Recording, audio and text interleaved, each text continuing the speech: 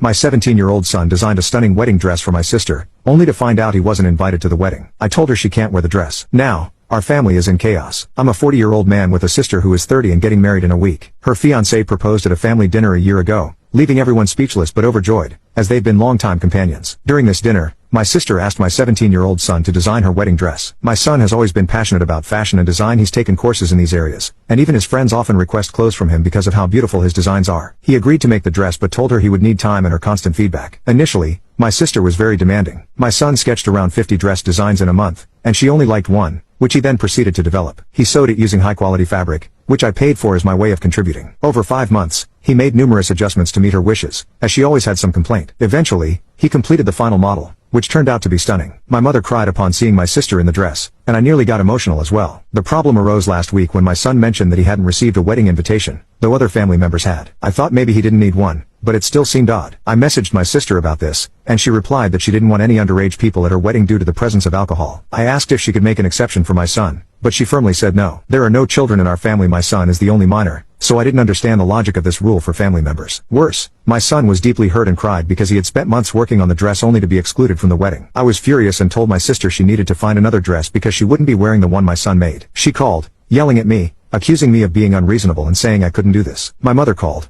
urging me to deliver the dress and follow the rules, but I hung up on her. This situation has divided our family. Many agree with me and condemn my sister's action, saying she could easily make an exception, while others think I'm being unreasonable and ruining her big day. I don't think I'm wrong. I believe I'm being rational and giving her a taste of her own medicine. So, Ida, update. I discussed the suggestions from others with my son, and he agreed to sell the dress at market price. He calculated the costs, and the total was quite high. We sent the proposal to my sister, and she was livid. She claimed she couldn't afford it and insisted it should be a gift because she's family. I responded by pointing out how she used the family card to get a free dress but didn't include my son in her big day. She cried on the call and begged me not to ruin her wedding, but I ignored her because I felt her plea was insincere. At no point did she offer to let my son attend or apologize for excluding him. Regarding the possibility that she's influenced by her fiancé, who is Christian and has never been close to my son, I can't be sure. However, it doesn't matter to me. If she wants to exclude my son from this event, she's also cutting ties with me. For those asking for a photo of the dress, I'm sorry to say my son didn't agree to share it, so I won't be posting any pictures.